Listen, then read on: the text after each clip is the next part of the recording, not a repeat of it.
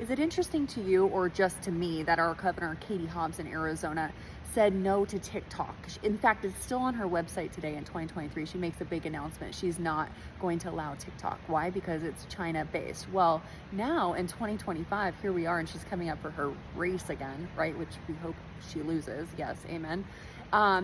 But now she vetoed bills that would have barred China infrastructure in Arizona in ways. So you can see the article here. But guess what? Then she receives money from them. Oh my goodness. Literally, there's like so many times where Katie Hobbs is taking money from people, from organizations. I mean, APS is another great example, right? Where takes money and vetoes bills or doesn't pass through things. It's literally, I just don't understand a governor that is after her own wealth, in my opinion, her own good, and is literally not focused on us at all, right? Is this just me?